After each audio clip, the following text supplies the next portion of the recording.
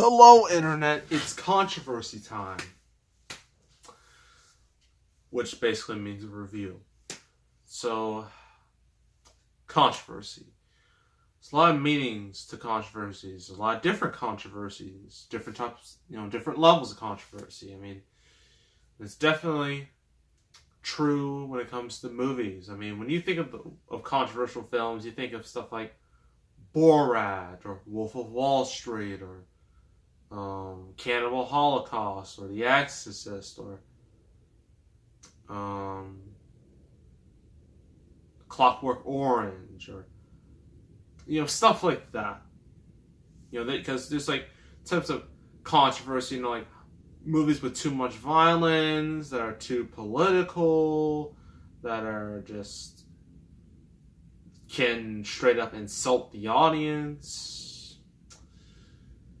This is extreme controversy because it is a topic I don't think I've really dove into on this show before. It's religious controversy. And you should automatically know which movie I'm talking about. It's The Passion of the Christ. From Mel Gibson himself. This was before he had that video came out of him being a horrible human being. He's doing better now, but that was a rough time. But this was before all that.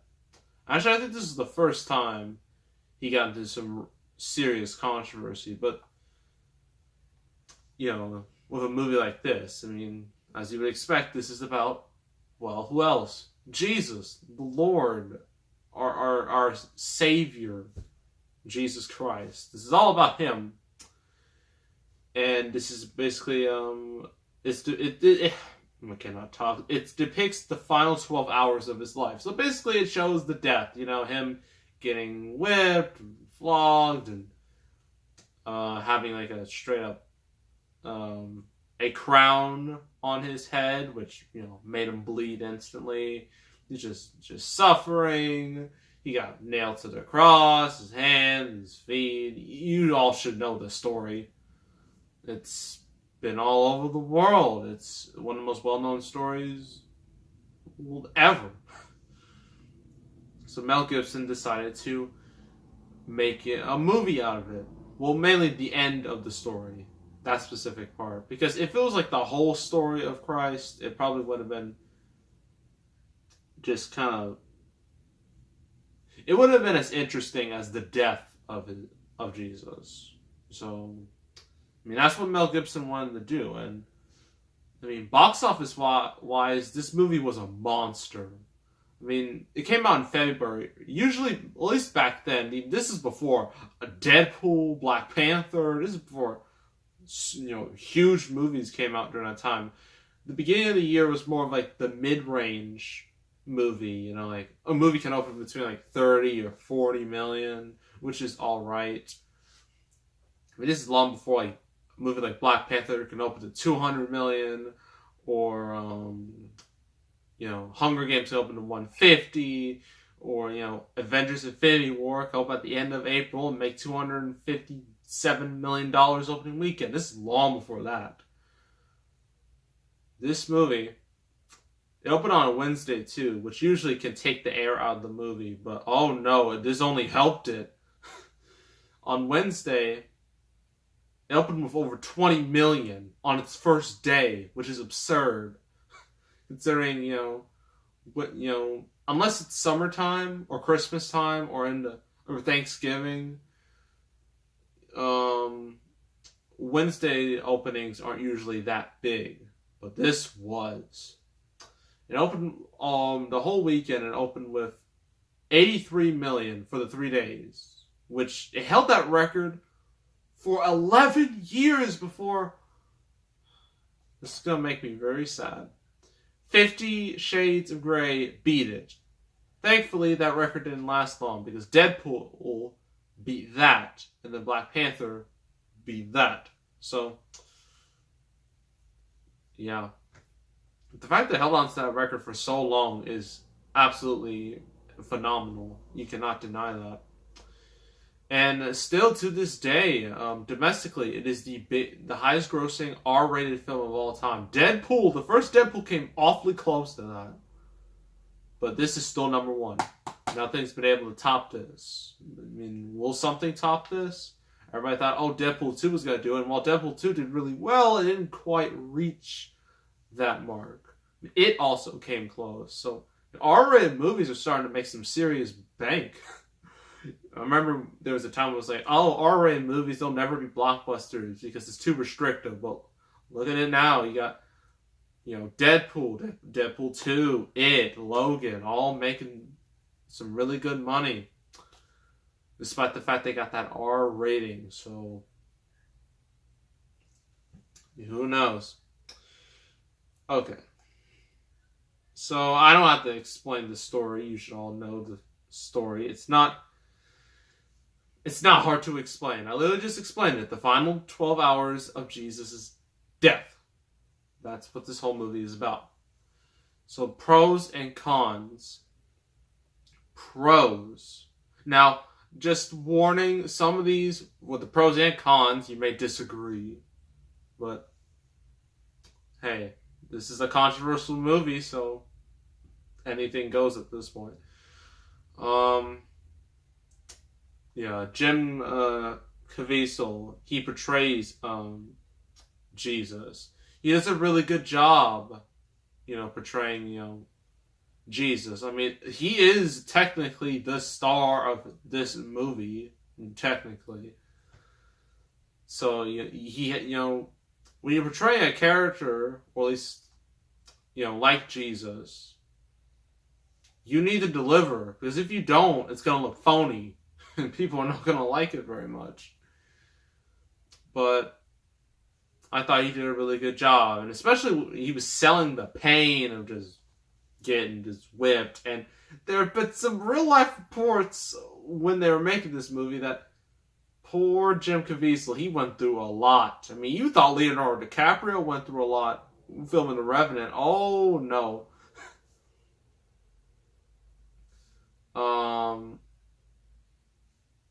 I think, I forgot all the details, but he had pneumonia, I believe.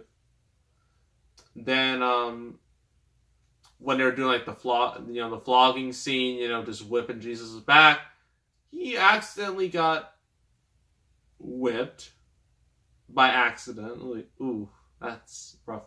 And apparently he was struck by lightning. So that's great fun. I know it must have been great to be on the set of that movie. So yeah, I mean, despite all of that, he still did a great job. So I gotta give him props. Despite going through all that horrible stuff, he still did a good job. All the acting was good.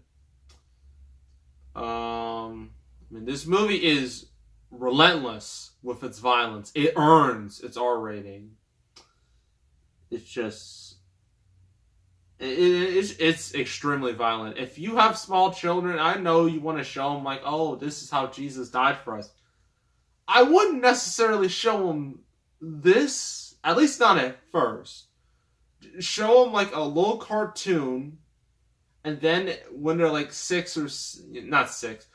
8, 9, when they're a bit more older, you can show them this. And this is how it really was. This is the graphic version. But do not watch this movie when you're like 5 or 6 years old. It will scar you for life. That would not be a smart decision for parents. Just saying. Just start with something tame and then go to this. Don't start with this, because that might be a bit much. What else? Cons. Now, this movie, a lot of the controversy was because apparently it did, like, I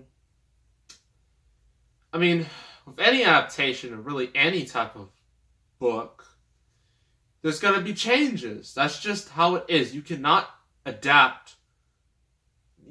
directly adapt from a book. It's nearly impossible. You can't do it. Watchmen tried. but it had to change things as well. So there are obviously going to be some liberties taken, and people did not like that at all. They were not a fan.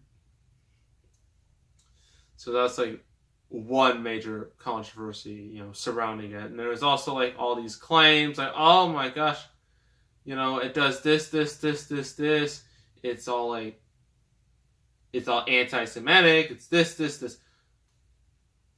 Yeah, this movie was definitely the lightning rod of for controversy. And as Eric Bischoff once said, controversy creates cash, and that's exactly what happened with this movie.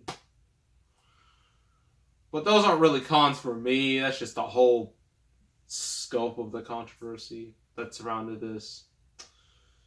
So, and there's also some people might complain that, oh, this movie runs too long. I mean, this is supposed to be the last 12 hours. You think it'll move a bit faster. But, I mean, you can't just skip. I mean, it's hard to say, but I think, Mel Gibson, what he was trying to do, he didn't want it to just be his death, because if that was the case, this movie would be like 1 hour. Not even that. He had to, of course, add things to the story to make it a bit more cinematic. So, yeah. Overall, this is definitely a controversial movie, but do I think it's a good movie? Yes. Mainly, because of the, Jim Caviezel's performance and the fact that Mel Gibson didn't show any remorse when it comes to the violence. But this is a movie that some people are going to really love, and some people are really going to hate and burn and despise.